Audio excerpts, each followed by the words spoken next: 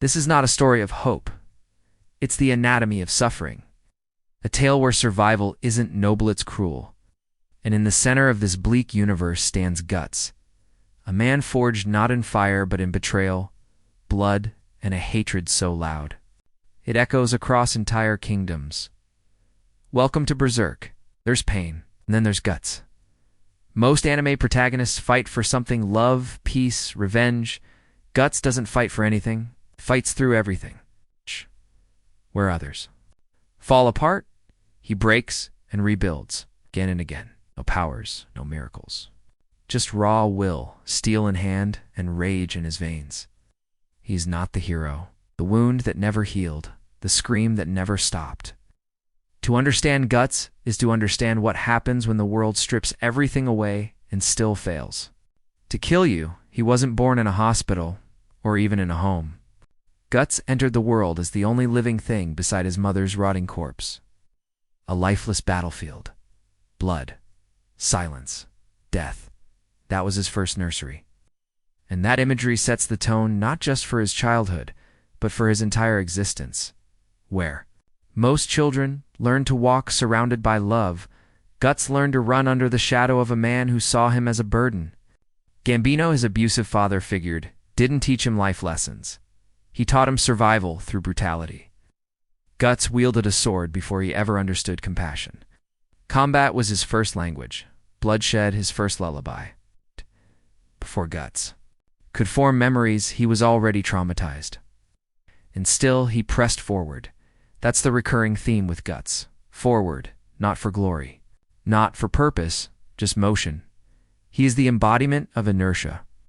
Not even the gods or what passes for them in the Berserk universe can stop it, because the true horror of his journey isn't the monsters he fights. It's the reality that there's no ultimate victory, no salvation, no finish line. Ow. Just movement. One swing, then another. As long as he lives, yet for a brief moment in his shattered youth, Guts finds something resembling peace, the Band of the Hawk. A mercenary group that saw him not as a tool, but as a brother. And its leader Griffith wasn't just charismatic. He was divine, ambitious, intoxicating.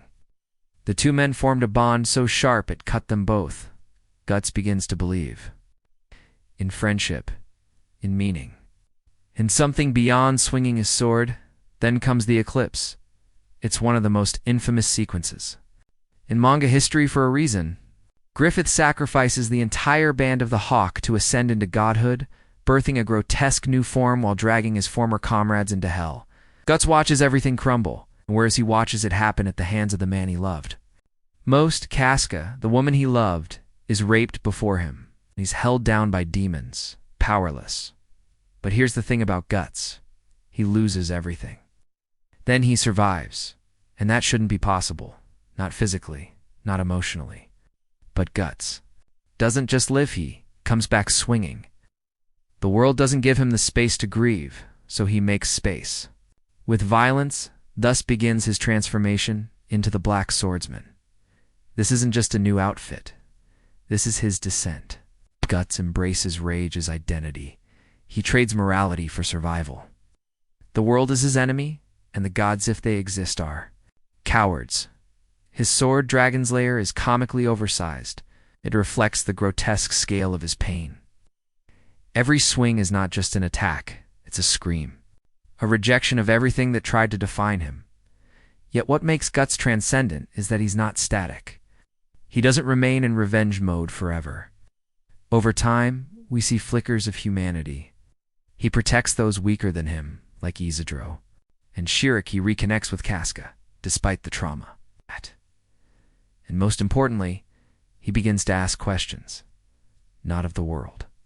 Of himself. Why me? Why did I survive? What does survival mean when everything I loved is gone? These questions don't have answers. But Guts keeps asking. And that process of seeking without resolution is what makes him special. He's not wise. He's not destined. He's not divine. He's human, stretched beyond what humanity should allow, in many ways. Guts is the inverse of every shonen protagonist you've met.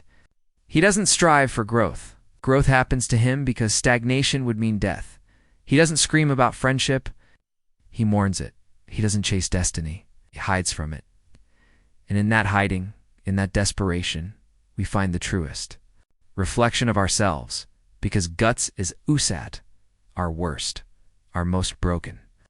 He is the version of ourselves that kept breathing when it made no sense to. He's the survivor in a world that didn't ask him to, and that makes him terrifying. Because of his strength. But because we realize how close we all are to becoming him, if the world tilts hard enough. So when you watch this video, when you see Guts soaked in blood, charging into impossible battles, you're not watching a hero. You're watching trauma. Walk with a sword. And maybe that's what makes him so unforgettable. Not the fights. Not the rage.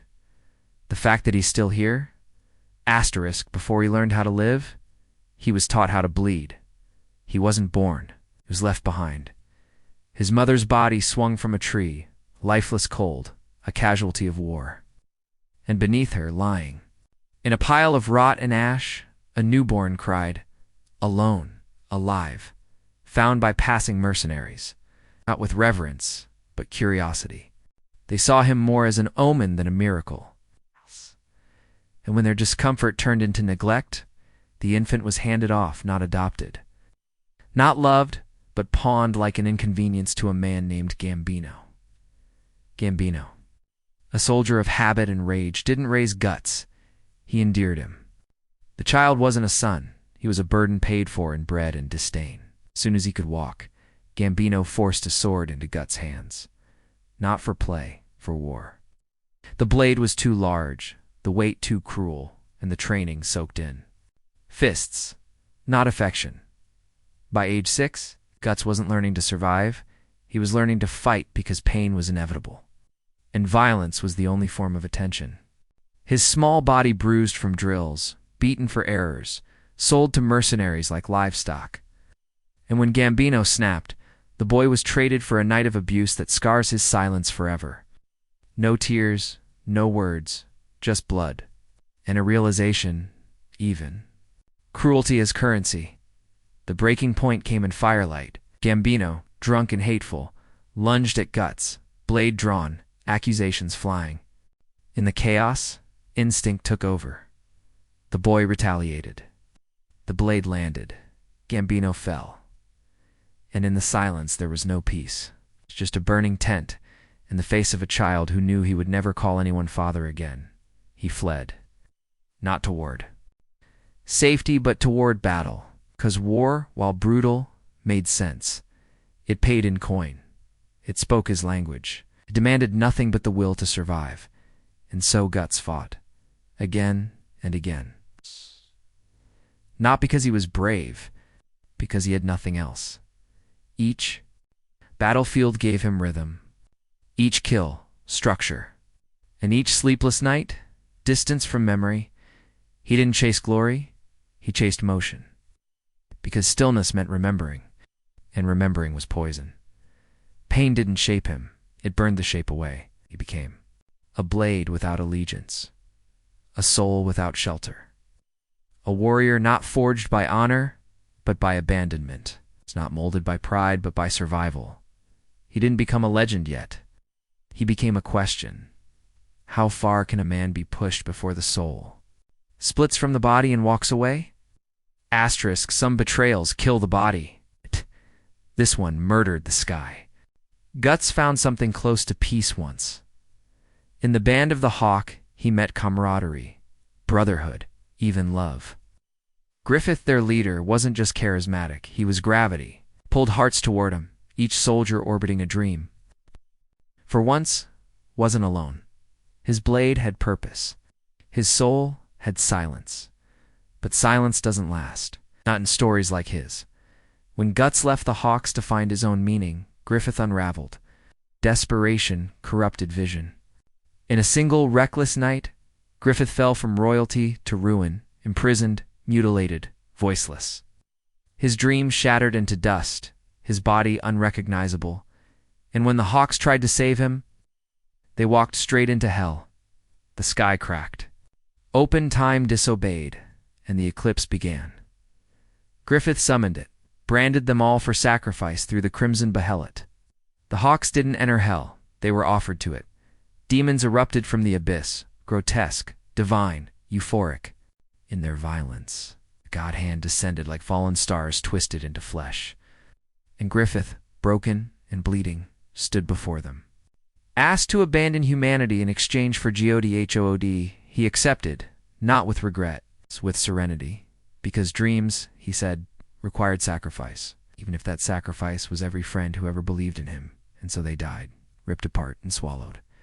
Branded Guts watched it all, his comrades devoured, Casca violated, his body maimed, and the man he admired most became Femto, no longer a man, no longer anything mortal, just ambition, winged and blood-soaked.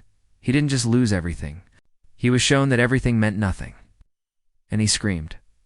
Not once, not loud, but endlessly. The eclipse wasn't death. It was rebirth for Griffith as a god, and Guts as something else. The lone survivor, marked, the defiant, scarred in body, shattered in spirit. And yet still alive, he crawled out of the remains of heaven's tantrum, dragging his vengeance behind him like a blade across stone. Some stories don't have endings. They just leave trails. Guts never became a savior. He didn't rescue the world. He didn't stop the God hand. He didn't reclaim innocence. It's not the shape of his myth, but he endured, and that endurance became defiance. They marked him. He wore the brand. They broke his love, stole his comrades, shattered his body, and still. He walks his sword heavier than grief, his armor darker than memory. What buried, what began with blood now moves with purpose. Not justice, not redemption. Rage curated and patient. Through flame he found focus. Through vengeance, a rhythm. Through loss, something close to clarity. And while gods whispered from beyond the veil, he screamed back, not to challenge their power, but to prove that pain can forge something sharper than divinity. They called Griffith a god, but Guts became something worse, a soul that will not die. He's no longer chasing peace. He is the interruption. The question. The hunter in a myth that tried to bury him, and as long as breath claws through his lungs, there's no closure. There is only motion. Asterisk. Now it's your turn. Tell us who you'd like us to profile next. Drop a comment below with the character whose story deserves this level of cinematic brutality, reverence, and truth. We'll dig deep like we did with Guts. Who's next?